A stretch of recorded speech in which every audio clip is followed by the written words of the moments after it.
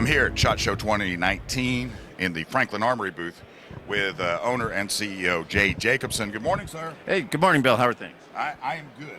Excellent. It's been a great show. Now, when I walked up, Jay was having to show this weapon he has in his hands. Who are you showing this to? Canadian Royal Mounted Police. The Mounties. Yep.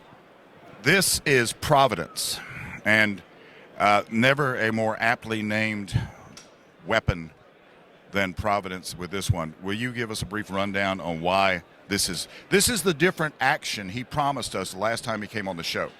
I was wondering how much different can it be? That question has been answered. Jay, would you give us a little rundown on this, please? Certainly, Bill. So it starts with an empty chamber. As one pulls the trigger, the carrier comes back. You can see a locking, rotating bolt right there. It comes all the way back to a point where it goes forward again. It releases from the bar that connects to the carrier. And as it does so, it scoops up around off the magazine, and the locking, rotating bolt goes into battery. And just like with an AR carrier, as the carrier goes forward, it cams the bolt over, except for in this case, there's a fixed firing pin in the middle. And that fixed firing pin will then detonate the round. Round goes downrange. Nothing else happens after that. The next time you pull the trigger, the carrier comes back, it extracts and ejects a round, and you start the process all over again. So this is the safest carbine in the world because there's never a round in the chamber for the firing pin to hit. It's either empty or you have a expended case in there. Now, it is possible that somebody could pull back the charging handle, slip a round in there, and let that charging handle go forward. Our brilliant engineer, Ryan, created a interrupter on that so that the only way this thing will fire is if the charging handle is forward and the trigger is all the way back. Otherwise, the firing pin gets interrupted from the primer on the cartridge.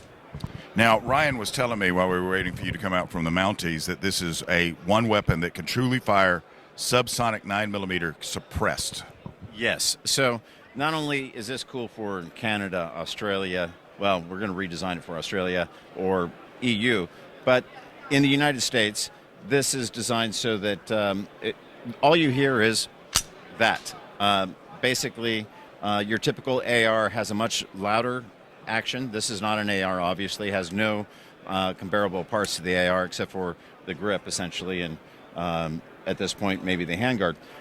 So it is very quiet. I mean, all you hear is that, and it's always hard to do that on a mic so that you can get a relative analysis, but obviously considerably less volume than dealing with a typical AR or something of that nature. He also tells me that if you are suppressed when you're pulling the trigger, you don't have a bunch of gas blowing back in your face. These are great points, and if I was a good salesman, I'd have that all lined up. Anyways. That's why you hired me. Yeah, exactly. The locking, rotating bolt obviously prevents any of that gas coming back, and also some of that noise, because once it starts to unlock, if there's any sound generation at that point, it would obviously come back with gas, carbon, and extra noise.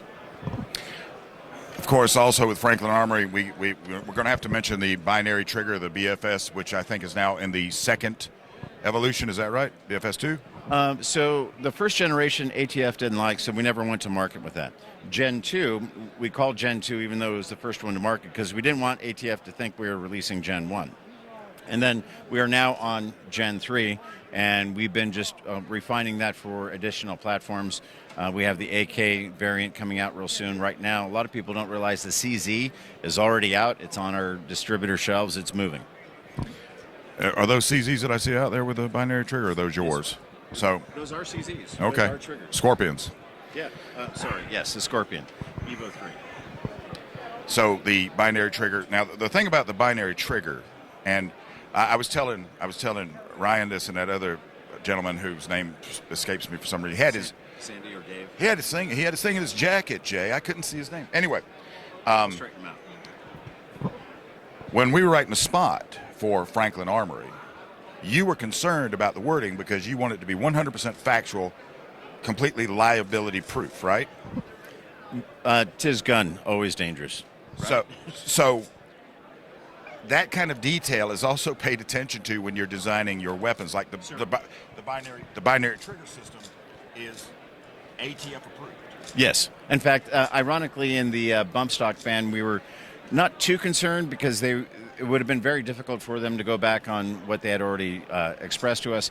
But we did send in a letter, and because we did that, we explained some of the reasons why we didn't think it was appropriate for our product to get lumped into that. I mean, the whole process is unconstitutional anyways, separation of powers. I think they're going to lose in court. But I am very thankful with ATF with the fact that they exonerated us by name, saying binary triggers are certainly not covered under this new regulation because they fire 1 round per pull and 1 round per release.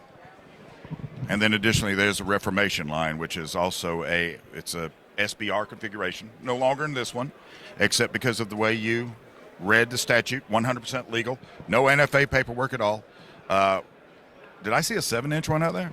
Yes, there's a 7.5-inch one with a forward vertical grip, which, once it's not an SBR, we were able to get that approved.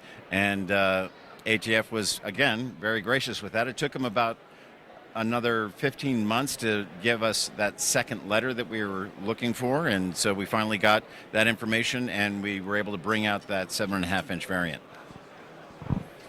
So not your typical AR manufacturer, just because you guys are you're looking at the platform and you're saying, well, I can look at it and it can look the same, but I don't have to make it the same under the skin.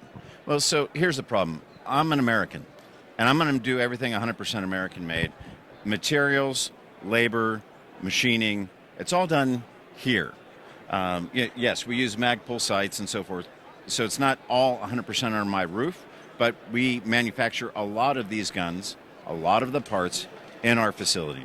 And when you look at the cost to do that, it's different than dealing with, I've had guys from Turkey, South Korea, Italy, and all over the world, China even, wanting to sell us stuff that we could then put in standard ARs. And if we did that, we could certainly make a $399 AR, but that's not our motivation.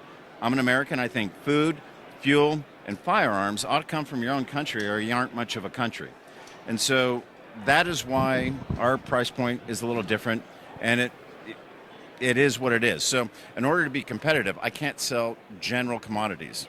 I have to sell something that is unique and effective. So if you want to know what my business strategy is, there it is.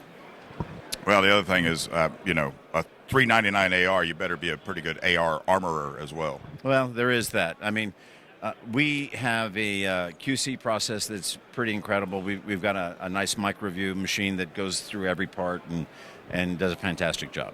I have the PDW C11, which I haven't had a chance to fire yet because I've been sick all the way up to this. And but that AR pistol configuration is brilliant with the BFS Generation 3. That's better than this Generation 2.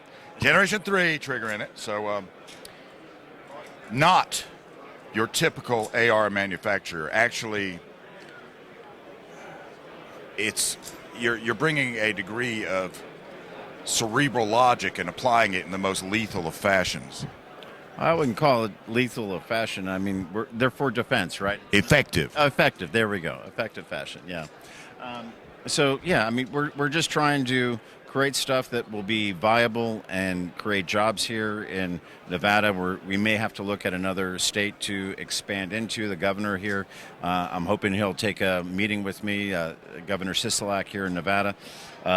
There might be some scary changes in this state, so we need to be prepared and consider. We're looking at Idaho, Utah, or Wyoming as a possible secondary facility, and we just need to be on our toes and ready to go. And that's the thing. That's one thing I've noticed about you guys. You're very adaptive, and it's like you're in a prize fight watching the statutes and everything, staying 100% legal, mind you, but at the same time, while you try to work with them to get them to see the light, you completely prepare for if it goes completely dark. Right. Word to the wise, there ain't no gun out there worth going to jail for, right? So always do it right, get the right licenses, do what you need to do. Non-compliance, I know there's a lot of people that do that, but I love my wife and kids, and I love going home to them instead of the alternative. So to his point that there's no gun worth going to jail for, you don't, with a Franklin Armory gun, you can have all the bells and whistles. You can have the shorter rifle configuration silhouette with the vertical grip, no NFA paperwork, no tax stamp.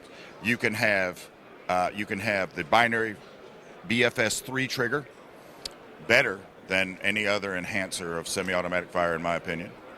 And you can also go to what is evolving into truly a different kind of action, suppressed.